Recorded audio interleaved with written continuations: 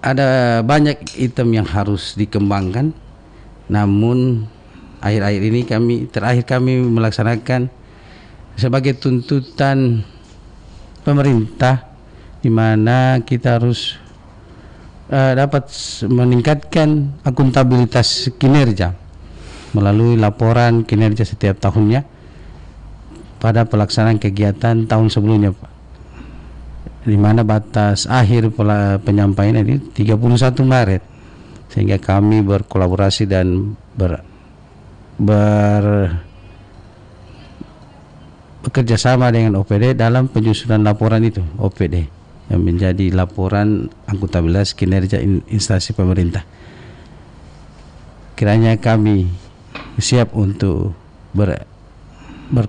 berkinerja lagi, Pak, untuk tuntutan peningkatan nilai reformasi birokrasi pemerintah Provinsi Gorontalo yang saat ini beroleh predikat baik.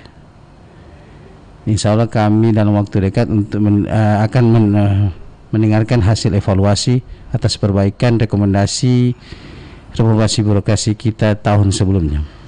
Demikian, Pak. Ya, jadi tantangan kita memang cukup kompleks ya. Tapi modal kita sebagai pemerintah provinsi bahwa di indeks RB kita sudah B. Kemudian di Sakip juga sudah B, artinya memang modalnya sudah baik. Tinggal bagaimana meningkatkan dia menjadi BB ya. Ya. Nah, apakah di dalam upaya meningkatkan itu Pak Kabak mengalami tantangan? Banyak, Pak. Dan ya, kami tidak bisa pungkiri bahwa kami ini kan baru dalam hal ini.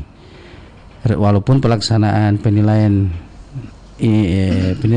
indeks akuntabilitas kinerja dan reformasi birokrasi ini sudah sejak tahun 2010. Dan itu kami berdasarkan rekomendasi yang diberikan oleh Kemenpan. Insya Allah kami sudah berusaha maksimal, tapi ya hanya Tuhan yang tahu dan Kemenpan hasil penilaian itu, Pak. Baik. Baik, terima kasih Pak Kabak Tata Laksana dan Pak Kabak RB. Sahabat Radio RH, kami masih menunggu kalau ada ingin kembali bergabung di 0811-434-932. Kita tadi sudah mendapatkan tambahan informasi, hal-hal yang lebih detail lagi terkait dua fungsi daripada biro, yakni Tata Laksana dan kemudian dari RB.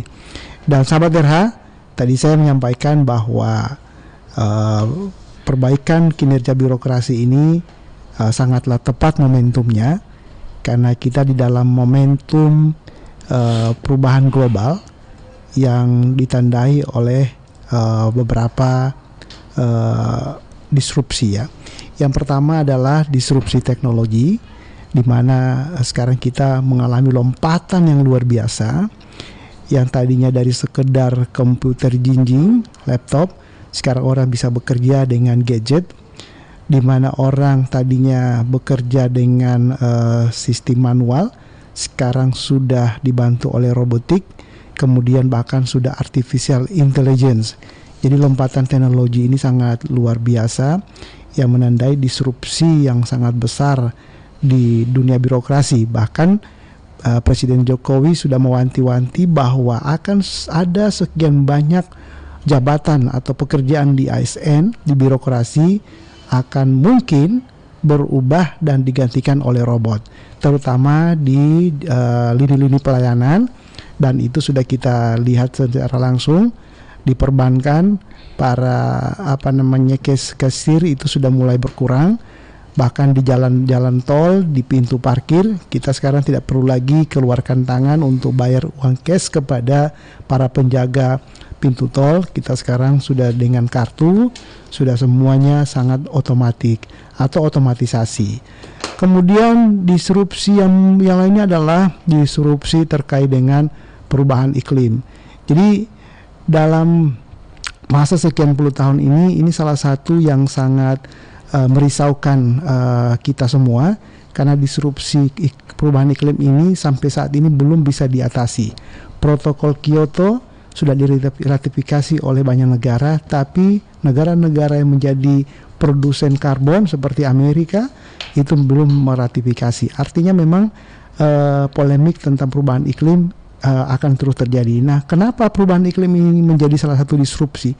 Karena dengan perubahan iklim dan global climate change ini, maka tatanan kehidupan di bumi ini berubah secara drastis. Orang-orang yang tadinya hidup nyaman di pinggir pantai, dia terus dilanda oleh banjir rob karena adanya sea level rise atau permukaan air laut yang naik.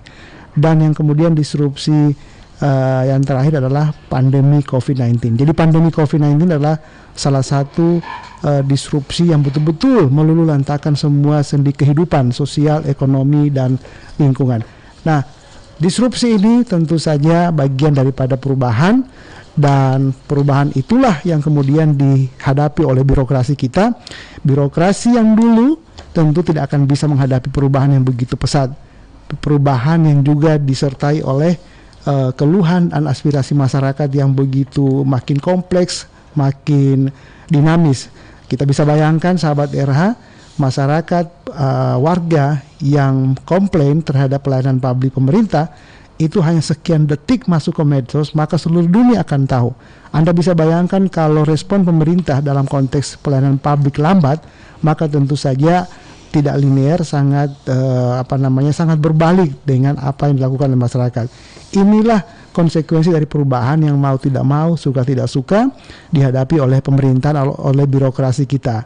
Renal Kasari dari Rumah Perubahan telah memprediksi sekian banyak perubahan dan ledakan ekonomi akan terjadi, dan salah satunya adalah ledakan di bidang bagaimana tata kelola pemerintahan yang dituntut semakin baik.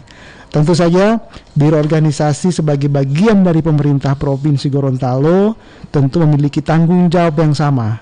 Tanggung jawab untuk bagaimana mendorong perubahan itu juga bisa terjadi di lingkungan pemerintah Provinsi Gorontalo. Kami dengan tugas terkait dengan budaya kerja, salah satunya adalah bagaimana supaya mentalitas aparatur kita semua terus ikut melakukan respon perubahan, dan alhamdulillah ini sudah kita mulai di bawah arahan kepala daerah dan pimpinan kita.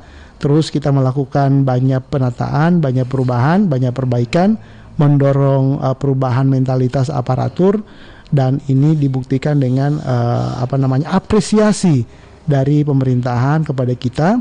Walaupun pekerjaan rumah kita masih banyak, dampak pembangunan belum semua kita tuntaskan, tapi sebagai upaya awal di dalam merespon terhadap perubahan global, kita tidak tinggal diam. Kita juga ikut larut dalam melakukan respon perbaikan ini. Dan ke depan kita dengan biro-biro yang lain dan OPD-OPD yang lain akan bekerja sama, dipandu oleh proses bisnis yang baik, kemudian didukung oleh akuntabilitas yang transparan, dan kemudian didorong dengan pondasi budaya kerja berakhlak yang sudah terinternalisasi. Maka saya yakin dan percaya Pemprov, pemerintah Provinsi Gorontalo, dan tentu saja kabupaten kota di Provinsi Gorontalo, kita akan bisa melakukan yang terbaik, pelayanan publik yang baik bagi masyarakat, dan kemudian juga mengefektifkan kinerja pemerintah provinsi dan pemerintah kabupaten. Sahabat RH di mana saya berada, tidak terasa waktu kita sudah cukup lama berdiskusi mengurai tuntas permasalahan birokrasi, termasuk solusi-solusi bagaimana kita melakukan respon baik terhadap perubahan. Dan untuk Anda semua dalam program Menyapa ini, saya sampaikan bahwa akan hadir para pejabat lainnya yang akan menyapa Anda sekalian, sahabat RH, pada setiap Kamis di jam yang sama.